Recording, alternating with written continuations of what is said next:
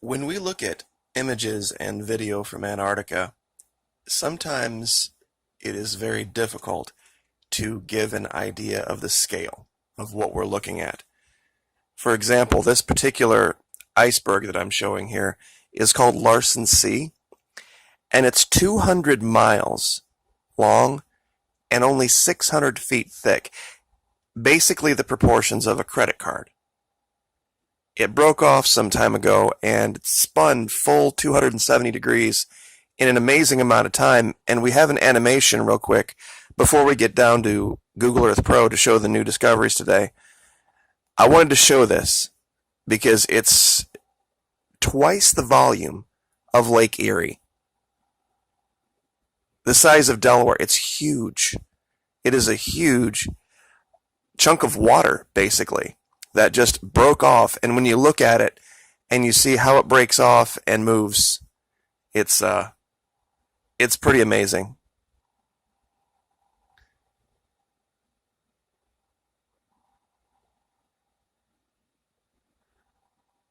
Remember, 200 miles long, 60 feet thick. Pardon me, 600 feet thick.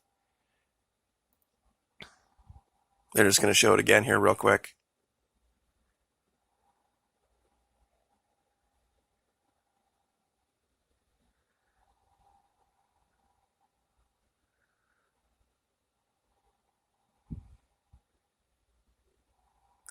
This is basically just a bunch of stitched together satellite photos over the years.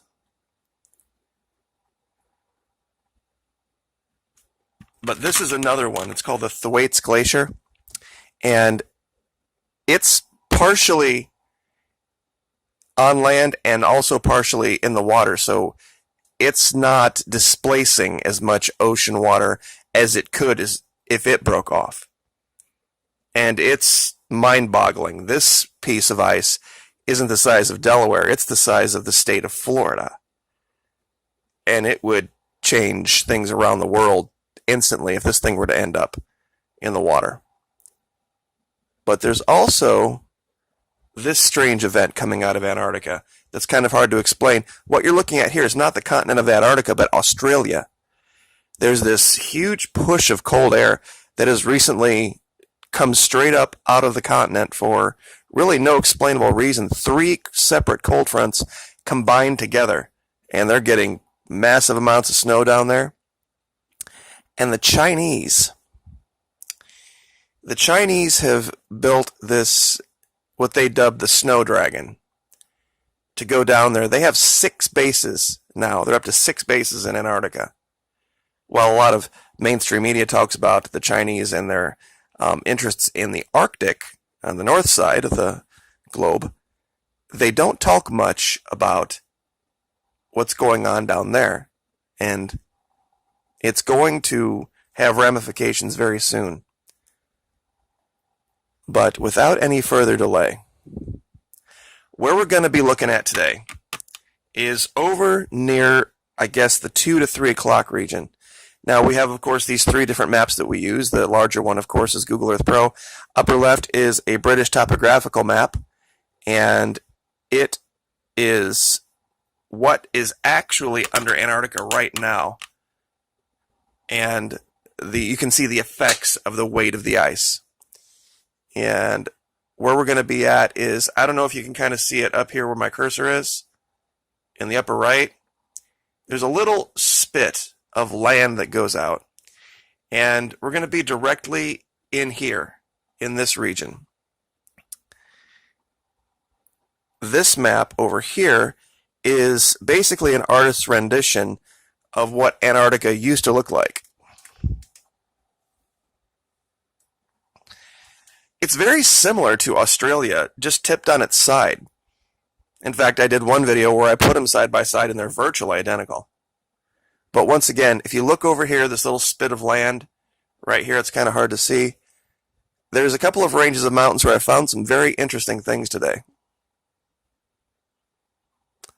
So without any further delay, let's get rid of these real quick.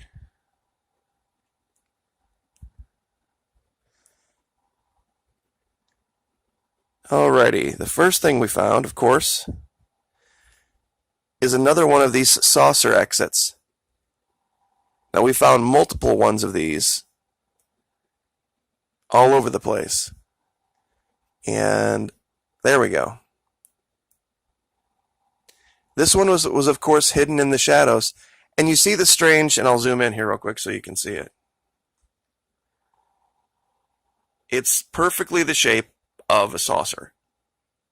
It's under this mountain, and above it there is this strange, directly above it, place on the top of the mountain where there is this cleared part of snow that really makes no sense at all. And there's another weird 90-degree thing right in front of it. I'll try to zoom in to get closer, but right here, see if I can clear this up.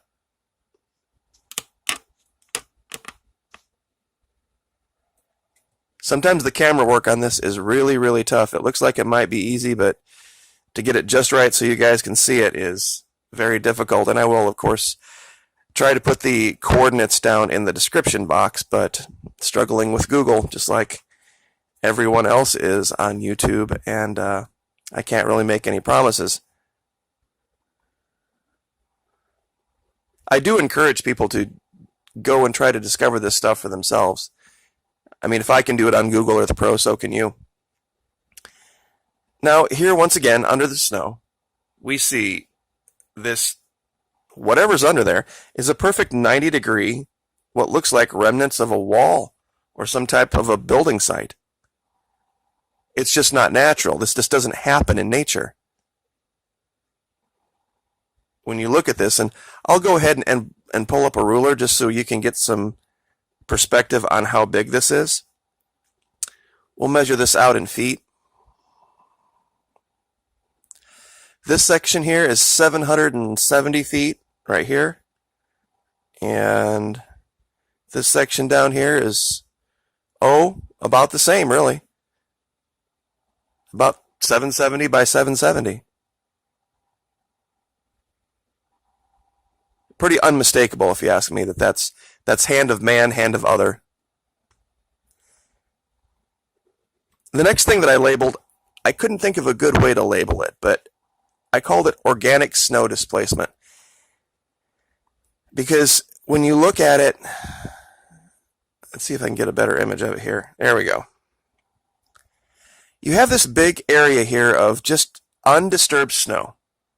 And anybody who's lived in the north knows that if there's anything under there that's not supposed to be there, the snow will reveal it. And you'll be able to see it from a long way away.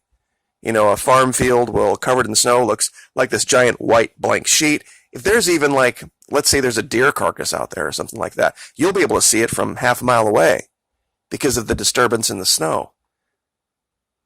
And all of a sudden we see this almost what looks like a spine. I hate to say it, but it looks like something very, very large, and the way the snow displaces, it's just not a natural thing. It wouldn't remain this way unless there was maybe perhaps some heat source down there. Otherwise, the wind would turn it into, basically a nice smooth mountain like we see everywhere else. The next thing I have labeled peaks and towers. And let me see if I can get the right year on this. Here we go. Sometimes this is just a matter of finding the right date to get the right image. Now, when we look at this line of mountains, they look very normal, very natural, kind of rolling. Some of them have peaks. But when we look at the shadows, we see anything but, especially this last one. There is no way that's a natural shadow. And when we look at the mountain that is attempting to cast that shadow, there's just no freaking way that that's real. Either they've scrubbed something on the mountain out of the image, or something very, very, very strange is going on with a light. I've just never seen anything like this. I've seen long shadows at night. Believe me, we all have seen those evening shadows where you cast something much larger, but the way these are shaped, they're just too symmetrical. for the thing that is supposed to be casting them, just these mountains, to see these peaked out like this, just no. The next thing I have labeled is very close. It's called missing structure for shadow. And once again, the imagery here is only about a month off from the last one. And there's three things right here in the same area that I can cover. I want you to look at the side of this mountain real quick. And look at this. It's 1/3 of a mile long. I have a red line on it. Perfectly straight line down the side of a mountain. Perfectly straight. And it is. From the tip to the where I have it measured here is 1/3 of a mile.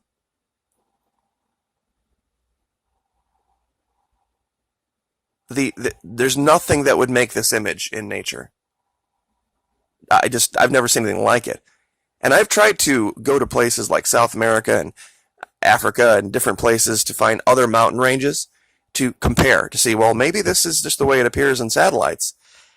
And nothing like it in the Rockies, nothing like it anywhere. And when I said missing structure for shadow, look at the shadow. Now look at the mountain. There's nothing on the top of that mountain. Look at the jagged weirdness, and that just doesn't exist here.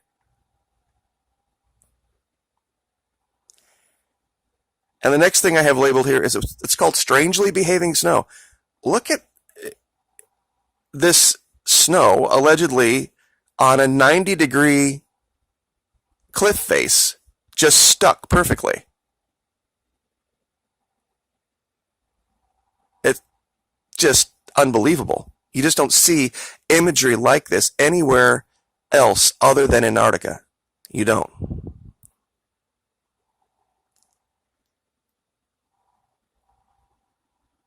And I thought I had one more for you guys. I guess I don't. Oh, I did. It's just something that I had discovered earlier. Let's see if I can zoom out and find it. It's just very close. It's just not in the recent stuff.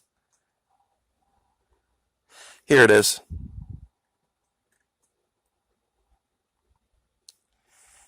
Now, this one was from a long time ago. And I want you to look at this shadow. Okay, and you see how it's very,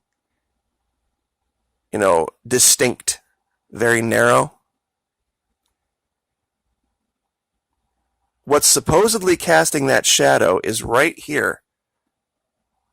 And when you zoom in to see the thing that's casting that shadow, off to the right, it's throwing off purple light. Right here. And it's throwing that purple light down off onto the ground or onto the slope. It is a very, very weird image for what's just supposed to be rock, that there's this huge, immense, just tower sticking up off the top of this mountain. And you have to zoom in close to see it. But it's throwing purple light. And there's also some very strange square images on top of this. Whatever this is not natural. So, anyway, 14 minutes. And we will leave it there, but just wanted to cover this. And the Chinese are sending their snow dragon to Antarctica. And they're going to be building a nuclear icebreaker very soon to send down there to operate indefinitely. So you'd have to wonder why. Like, share, subscribe.